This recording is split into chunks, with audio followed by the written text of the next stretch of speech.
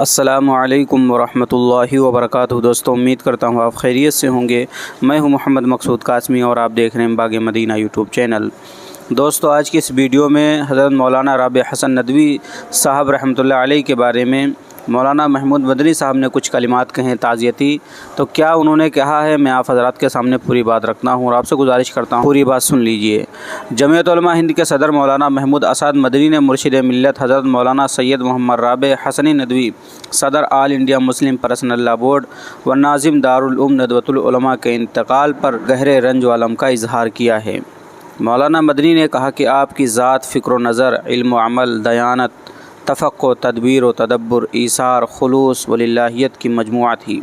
آپ ایک بہترین استاذ، مخلص داعی اور ظرف نگاہ مفکر تھے، جن سے علمی، دینی، ادبی و سیاسی دنیا میں رہنمائی حاصل کی جاتی تھی۔ آپ مفکر اسلام حضرت مولانا سید ابو الحسن علی ندوی رحمۃ اللہ علیہ کی وراثتوں کے امین اور ان کی طرح جامعیت و بلندی فکر و خیال کی سچی تصویر تھے۔ آپ نے حضرت شیخ الاسلام مولانا حسین احمد مدنی رحمۃ اللہ علیہ، مولانا محمد احمد پرتاپ گڑھی جیسے بزرگوں سے بھی کسب فیض کیا ہے، جس سے فکر و عمل میں آفاقیت پیدا ہوئی۔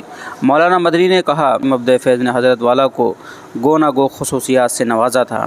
آپ کی عربی و اردو تصانیف کی مجموعی تعداد 50 تک پہنچتی ہے۔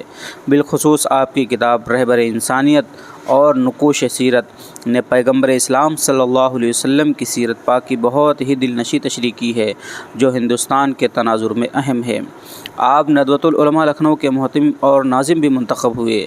جب 2000 میں ندوۃ العلماء کی ذمہ داری دی گئی تو آپ نے فکر و فن اور عمل و جہد کے نئے چراغ روشن کیے۔ اسی طرح 2003 میں آل انڈیا مسلم پرسنل لا بورڈ کے صدر عالی وقار منتخب ہوئے تو آپ نے اپنی اعلیٰ فکری و انتظامی صلاحیتوں سے ایک وسیع دنیا اور مختلف خیالات کے مرکز کو مستحکم کیا اور مشکل سے مشکل حالات میں سنجیدگی اور عالی ہمتی کا نمونہ پیش کیا۔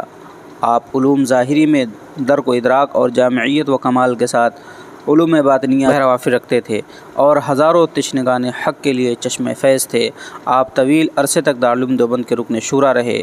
آپ کی ذات اس دور قحط و رجال میں ہم سب کے لیے ایک نعمت اور باعث رشک تھی۔ ان کی وفات پوری ملت کے لیے حادثہ عظیم ہے۔ اس موقع پر خدا تعالیٰ سے دعا کہ وہ حضرت مرحوم و مغفور کے اہل خانہ اور رفقا، تلامذہ اور ہم متوسلین کے صبر و استقامت کے ساتھ اس غم کو برداشت کرنے کی توفیق بخشے اور حضرت مرحوم کو رحمتوں سے نوازے اور ان کے مراتب بلند فرمائے اور انبیاء و صدیقین کا رفیق بنائے، آمین۔ تو دوستو، یہ تھا مولانا محمود مدنی صاحب کا تعزیتی پیغام جو انہوں نے مولانا سید رابع حسن ندوی صاحب کے لیے دیا تھا۔